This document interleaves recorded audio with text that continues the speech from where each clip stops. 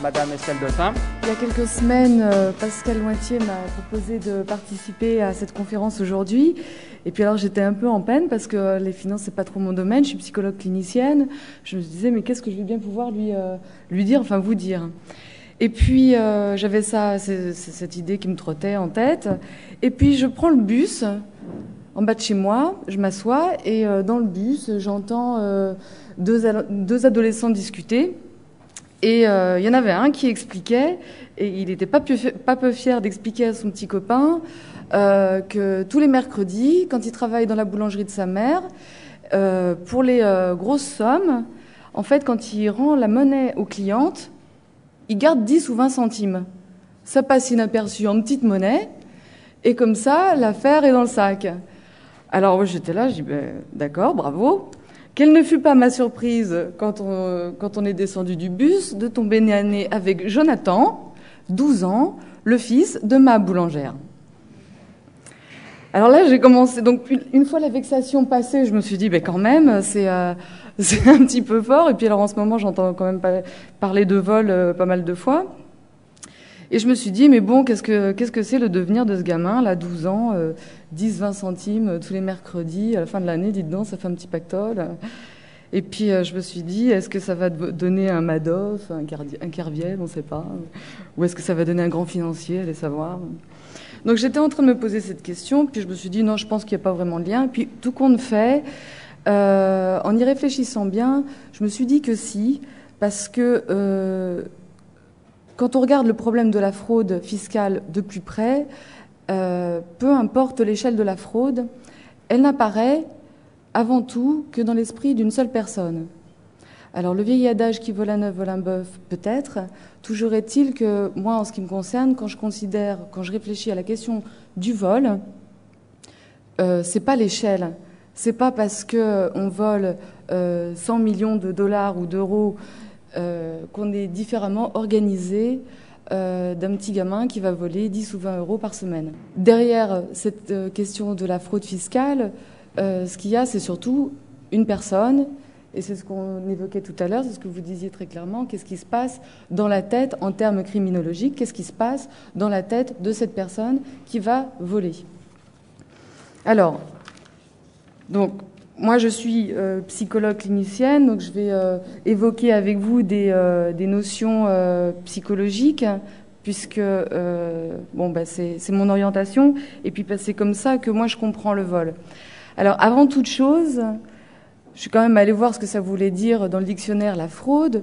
Donc, c'est bien une contravention à la loi qui nuit aux biens et aux droits d'autrui. Alors, ce qui nous concerne aujourd'hui, c'est plutôt les biens, effectivement. Et moi, ce que j'en retiens, c'est surtout deux notions, la contravention d'une part et la loi d'autre part. Alors, comment on vient, en tant que personne, en tant qu'être humain, comment on en vient à intégrer des notions de loi et d'interdit? Alors, ça tombe bien, c'est plus ou moins au même moment de la construction du psychisme. N'hésitez pas à me poser des questions si c'est pas clair. Je vais essayer de résumer ça très très rapidement. En gros, au moment de la fin du complexe d'Oedipe, dont vous avez tous très certainement entendu parler, on dit que le complexe d'Oedipe se résout par l'interdit universel de l'inceste, et c'est grâce à cette intégration de l'interdit qu'il y a une instance psychique qui se crée, qui s'appelle le surmoi. Alors le surmoi, c'est le gendarme de la tête, si vous voulez. C'est grâce à cette instance qu'on va pouvoir s'autoriser des choses et surtout s'en interdire d'autres.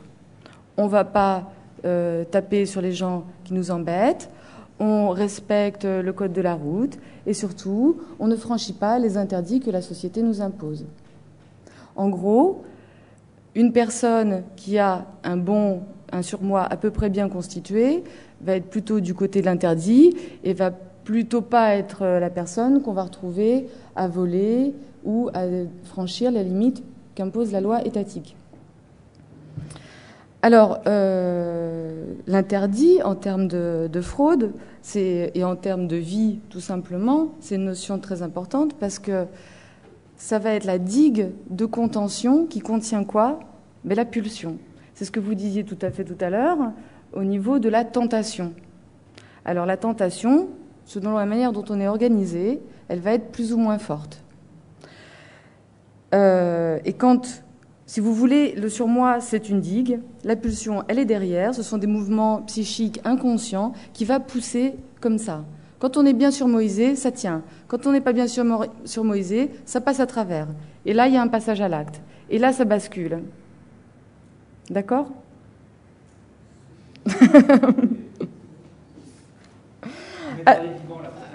D'accord. Alors, c'est pas tout de dire qu'on est organisé de telle manière ou telle manière. Et si je parle de bonne constitution du surmoi, vous vous en doutez, parce qu'il y a des surmois qui ne sont pas bien constitués. Et c'est là que le bas blesse, parce que c'est ce qui nous réunit aujourd'hui. Enfin, en tout cas, c'est le thème qui nous réunit aujourd'hui. J'espère que vous n'êtes pas tous fraudeurs. Ne vous méprenez pas. Donc, j'ai distingué 4 profils majeurs de types de fraudeurs, si vous voulez. Alors attention, je ne les ai pas classés. Je ne les ai pas classés en termes de gravité. D'une part, parce que la gravité incombe uniquement à la victime qui en subit le préjudice. Et d'autre part, parce que quand on est psy, on ne parle pas de gravité, on s'occupe uniquement du problème et de ce qu'on nous expose. Donc le premier type de profil, c'est ce que j'ai appelé le vengeur. Alors effectivement, vous avez bien fait de me le préciser. Donc quand je parle de vengeur, ce n'est pas le vengeur masqué ni le Robin des Bois. Encore que je ne me suis jamais penchée sur l'organisation psychique de Robin des Bois, mais c'est le vengeur qui va utiliser l'acte frauduleux comme moyen de vengeance personnelle. Ça va être le saboteur, en gros. Alors tout à l'heure, vous avez évoqué le mot de malveillance, mais je l'ai utilisé, moi, pour moi, il est un peu plus, un peu différent. Je vais l'utiliser pour un autre profil, juste après.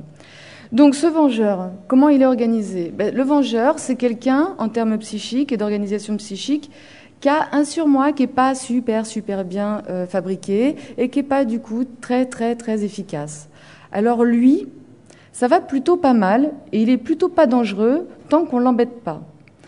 Au niveau de la personnalité, ça va donner quoi? Ça va donner un sujet, donc nous on parle d'organisation un peu limite de la personnalité.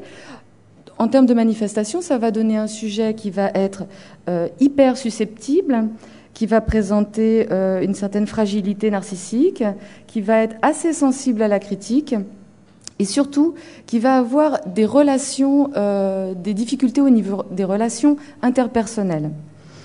Alors, tant que le moi du sujet n'est pas menacé, ça va plutôt pas mal. Sauf que, évidemment, quand on travaille dans une entreprise, on travaille avec des gens, on travaille sous les ordres d'autres personnes, et c'est là que le bas blesse. Parce que justement, quand on ne gère pas bien les relations interpersonnelles, si ça peut se jouer donc au niveau de l'affect, mais ça peut se jouer aussi au niveau des exigences dont on fait l'objet.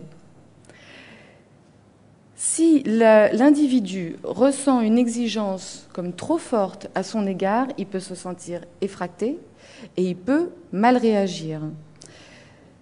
Dans l'effraction qu'il va ressentir en termes psychiques, lui, il va le lire en termes de menace, et qui dit menace, dit réplique.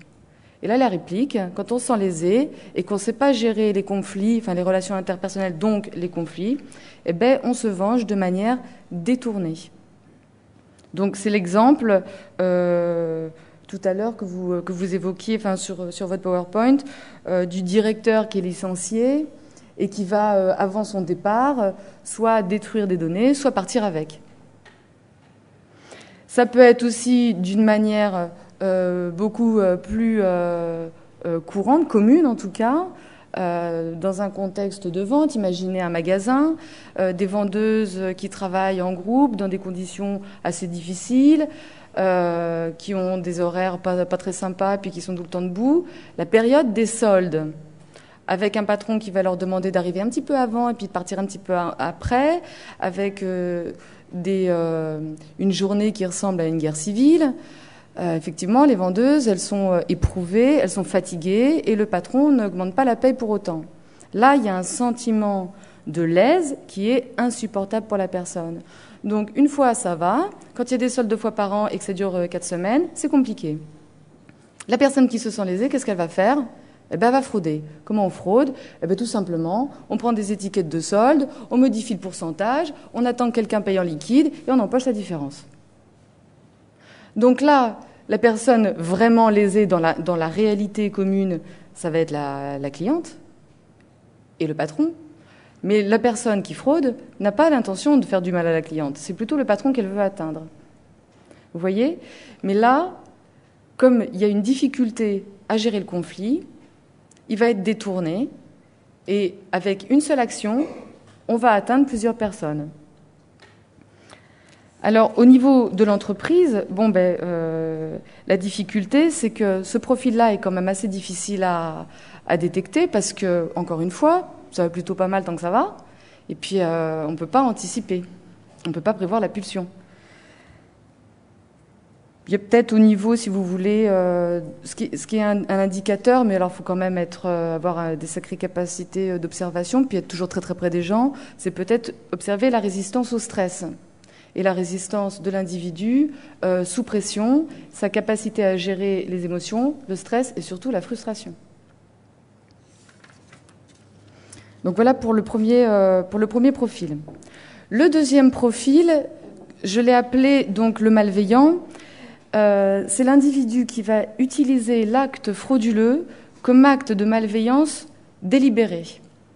Alors, ce profil-là est très particulier et c'est de loin le plus dangereux. Alors, le plus dangereux, pourquoi ? Parce que là, la malveillance va être agie, à notre sens, d'une manière gratuite, c'est-à-dire qu'il ne va pas y avoir de motivation sur lesquelles on va pouvoir s'accrocher. La motivation va être tout simplement, du point de vue du sujet, sa propre jouissance. C'est-à-dire que lui, il ne fonctionne que dans sa propre loi. Il ne répond pas donc au niveau du surmoi, il n'y en a pas. Là, on n'est plus du tout dans du surmoi, on est dans un moi idéal, on est dans un moi grandiose, c'est-à-dire que l'individu, on est dans une organisation quand même psychopathique de la personnalité, l'individu ne répond qu'à sa propre loi. Il est sans foi ni loi. Donc ça va se manifester en termes de personnalité, par une absence totale de scrupules, avec tout ce que ça implique, une absence également totale de culpabilité, un déni d'altérité, donc de l'autre, mais aussi du rapport qu'on entretient avec lui.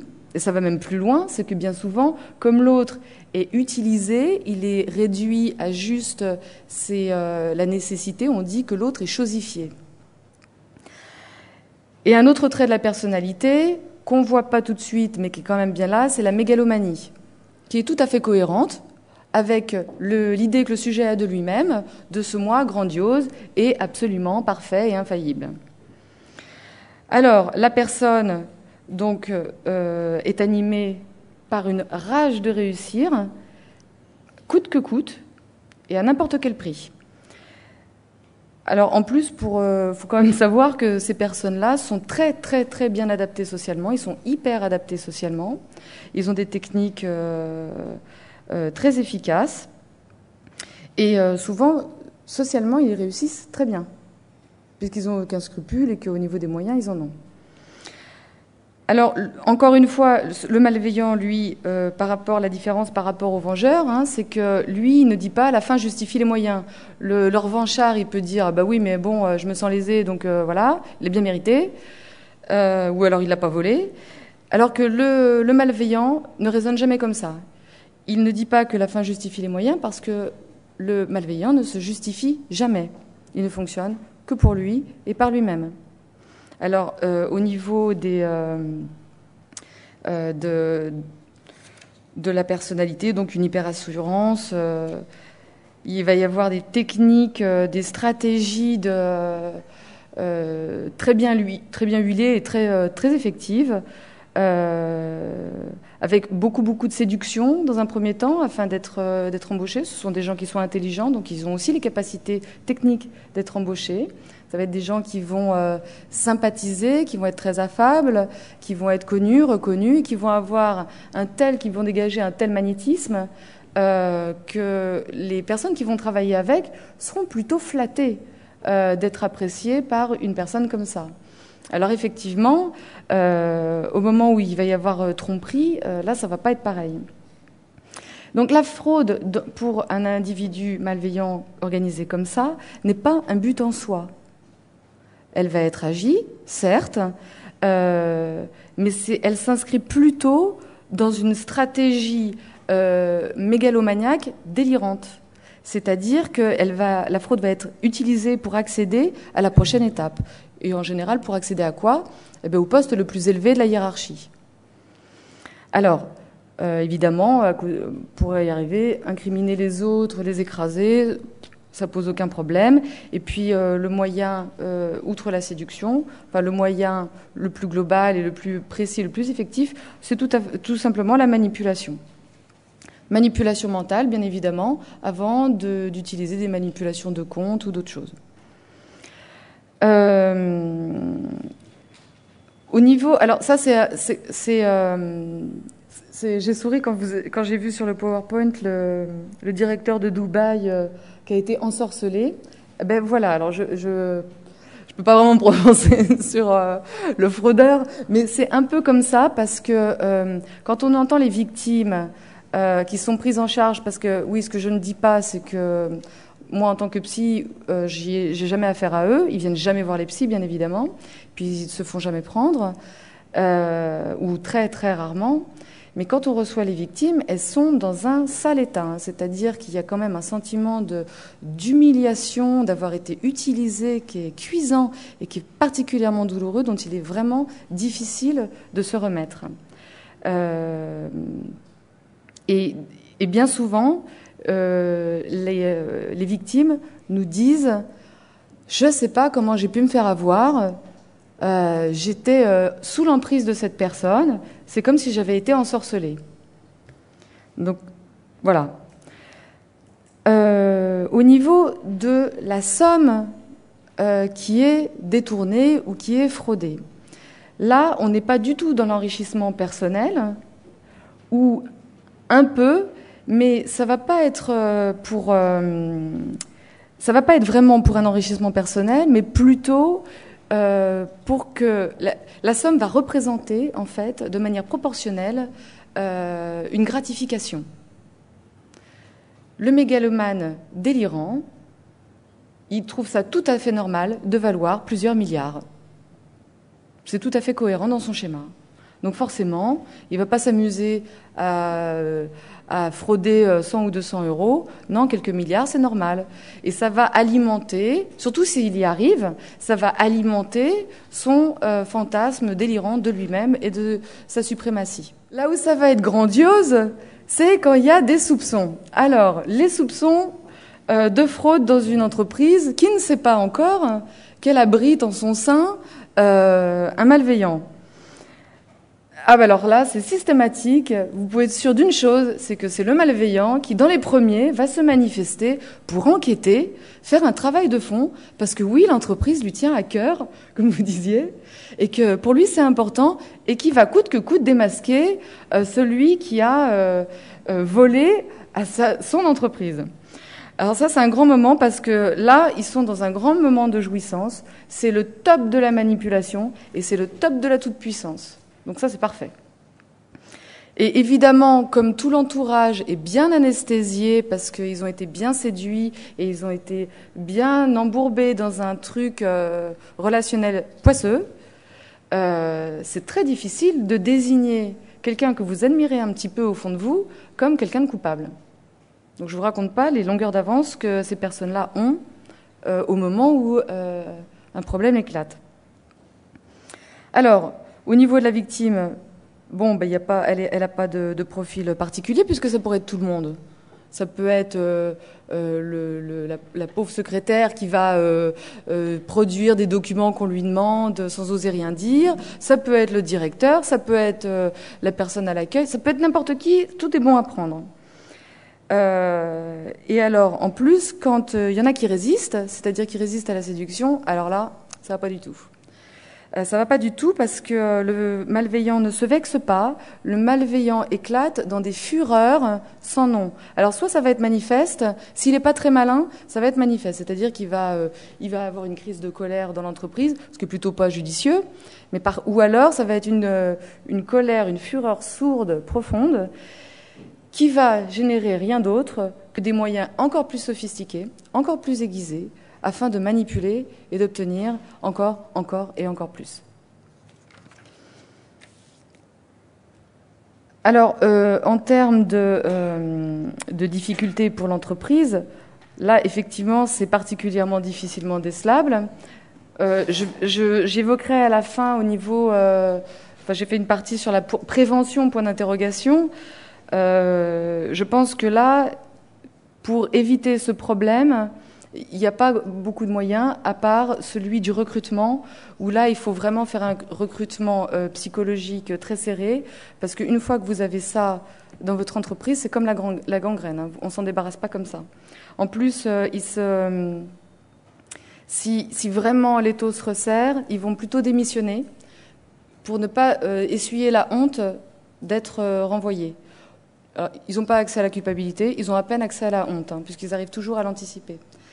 Et ils peuvent aller même au-delà, c'est-à-dire qu'ils peuvent être très procéduriers et se retourner contre vous et vous coller des procès dans tous les sens pour, dans un déni total de leur responsabilité dans quoi que ce soit. Et puis en plus, ça prolonge un petit peu la manipulation et le tourment que ça cause à l'entreprise. Alors, le troisième profil, il y en a plus ou moins deux, c'est ce que j'ai appelé le fraudeur occasionnel et ou le fraudeur économique par nécessité. Alors, là, donc en termes de surmoi, c'est plutôt pas mal constitué. On est dans une organisation névrotique, donc ça va plutôt pas mal. Et en fait, ce qui se passe, c'est que c'est l'occasion qui va faire surgir la pulsion. En fait, c'est la tentation. Alors, le passage à l'acte, il va être plus généré par une excitation, ce qu'on appelle un petit peu l'excitation libidinale infantile, de se dire « j'ai envie de faire une grosse bêtise. Je sais que c'est pas bien, mais en même temps, c'est tellement tentant. Après tout, qu'est-ce que je risque ?» Donc, c'est pas trop grave, dans le sens, c'est l'occasion qui fait le larron, ok. C'est pas trop grave quand c'est des petites sommes. Mais quand il y a beaucoup de personnes qui fonctionnent comme ça dans une entreprise, ça fait des grosses sommes en fin de compte. Donc c'est ce qu'on retrouve par exemple dans les entreprises dans les petites et moyennes entreprises qui vont recruter des personnels saisonniers. Il y a une implication au niveau de l'entreprise qui est très faible. On est là pour 3 mois. On se dit, bon, ils vont pas nous retrouver, ou qu'est-ce qu'on risque, puis après tout, c'est juste 20 €, etc., etc. Donc là, si vous voulez, la pulsion est là, l'interdit, bon, on s'en accommode. L'acte n'est pas vraiment culpabilisé parce que l'excitation et la satisfaction d'y arriver est un petit peu plus forte. Donc, on risque en plus de recommencer. Et la personne est intimement convaincue que c'est pas si grave parce qu'elle a l'impression d'être toute seule. Alors, la difficulté pour l'entreprise et le danger qu'elle court, c'est que c'est la contagion. C'est-à-dire que, avec beaucoup de personnel peu impliqué dans l'entreprise, la première chose dont ils vont discuter quand ils sont ensemble au café, c'est de l'entreprise qui pourrait avoir pas beaucoup d'importance. Et là, forcément, on observe des phénomènes de contagion. Ça se voit souvent, par exemple, dans la restauration, avec des conditions, si vous voulez, de travail très pénibles. 1 ou 2 € dans la poche par-ci par-là, sauf que si c'est tous les étés, tous les employés, c'est très compliqué. Alors une fois on m'avait dit oui, la vidéosurveillance ça peut tout régler. Ouais, ça dissuade un peu. Alors le fraudeur économique par nécessité. Alors on est un peu dans le même schéma. Le problème, c'est que là, il va y avoir de la culpabilité, mais le principe de réalité, la nécessité économique, la peur du manque, on est là dans le cas où il y a quelqu'un, comme vous disiez tout à l'heure, au début, on fait une malversation pour avoir un peu d'argent, puis finalement ça s'est bien passé, et puis après c'est vrai qu'il y a la petite qui rentre à la fac, et puis ça va coûter cher, et il va falloir plus d'argent, donc là on est dans une nécessité, en tout cas on estime être dans une nécessité. La fonction interdictrice va être moins résistante. Alors, ce n'est qu'une question de délai, en fait. C'est-à-dire que la pulsion, elle va pousser, ça va résister, mais au bout d'un moment, la personne va tellement rationaliser son acte et va tellement se dire mais je n'ai pas d'autre choix, et puis après tout, je le fais pas pour moi, je le fais parce que mon enfant a besoin de ci ou de ça. Ça déculpabilise et on passe à l'acte. Pareil pour l'entreprise. Bon, ben, le préjudice, il est important si les personnes sont nombreuses à faire ça. C'est encore une fois le problème des petites et moyennes entreprises qui vont avoir un turnover de staff important avec des employés en qui la confiance n'aura pas assez de temps pour avoir prise. Alors, je terminerai en termes de profil sur un profil un peu plus organisé. Le cybercriminel, le cyberfraudeur. Alors, je ne vais pas être trop longue parce que je sais que c'était le thème de la conférence précédente. Mais il faut quand même l'évoquer parce qu'ils sont de plus en plus nombreux. Et puis, surtout, ils ont un profil qui est particulier. Alors, ce qui se passe avec le cybercriminel, si vous voulez, c'est que là, c'est pas vraiment l'organisation psychique de la personne qui va déterminer son type de passage à l'acte. Enfin, ça peut, parce qu'on peut retrouver un cyberfraudeur dans n'importe quelle organisation psychique, mais c'est pas n'importe qui. Un cyberfraudeur va avoir des connaissances en informatique très importantes. Parce qu'il faut quand même pouvoir... c'est pas accessible à tout le monde. Alors, là, c'est ça qui le caractérise. L'autre chose qui le caractérise, c'est qu'il est conscient de maîtriser un objet avec lequel il est né, parce que ce sont souvent des criminels jeunes qui vont utiliser l'outil informatique très facilement. Et puis, ils vont bien sûr cibler une victime qui se caractérise par quoi ? Son inexpérience, l'ignorance de l'outil informatique qui va la fragiliser et la vulnérabiliser face à l'attaque. Alors en plus, le crime, il a un aspect ludique, voire pratique. Que la personne soit toute seule ou organisée en réseau, c'est tout bénéfice, ce type de fraude. C'est-à-dire qu'à moindre effort, l'arnaque est très rentable. Alors, au niveau de la culpabilité, non. Alors, oui et non. C'est-à-dire que, oui, la personne peut se dire « Oh, c'est pas bien », mais ça va pas tenir. Ça va pas tenir, pourquoi ? Parce que la victime est très à distance. Le fait d'avoir un écran entre soi et la victime, on minimise carrément ce qu'on fait. Il n'y a pas d'implication dans la responsabilité. On ne se rend pas compte de la gravité des faits. La dissimulation est extrêmement facile. Les victimes n'ont pas de visage, pas d'identité. En plus, elles peuvent être très nombreuses. Et la rationalisation est facile. On peut toujours se dire, ils ont qu'à se protéger, quand même, c'est pas dur. Ah oui, mais sauf que quand vous avez 60 ans et puis que pour vous, l'outil informatique, c'est très étrange, non, c'est dur. Et puis alors, évidemment, avec le déni de toute cette fragilité, de toute cette vulnérabilité, qui va favoriser quoi ? Tout simplement la réitération. Et pour couronner le tout, en plus, le risque légal est pas beaucoup plus important que le risque moral. Donc comme ça, on continue. Il y a une autre particularité, en plus, d'un point de vue juridique, c'est que les hackers, quand ils se font arrêter, sont positionnés dans un paradoxe. C'est-à-dire que d'un côté, la justice met un stop, et d'un autre côté, Ben, les policiers qui les arrêtent, il ne faut pas oublier qu'ils ont des super connaissances en informatique également, et que du coup, ils se retrouvent sur quelque chose qu'ils ont en commun. Ça, c'est la particularité du policier qui va travailler en cybercriminalité. J'imagine que mes collègues pourront me... Ah.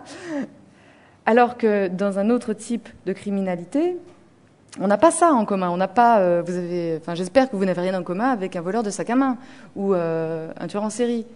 Bon, avec les cybercriminels, ben si. Et puis, du coup, ça implique une certaine admiration. Parce que, je prends l'exemple du type qui va infiltrer le système de sécurité de la Maison-Blanche. Tout le monde crie au scandale en disant, ben non, mais quand même, ça va pas. Enfin, et, alors, d'un côté... Puis d'un autre côté, on se dit, ah ouais, mais quand même, il a réussi à mettre en exergue une faille du système, et les types qui sont payés à prix d'or pour faire en sorte que ce soit infaillible, ben, on aurait mieux fait de le prendre lui, du coup. Alors ça maintient le criminel dans quelque chose de paradoxal qui n'invite pas à culpabiliser plus que ça.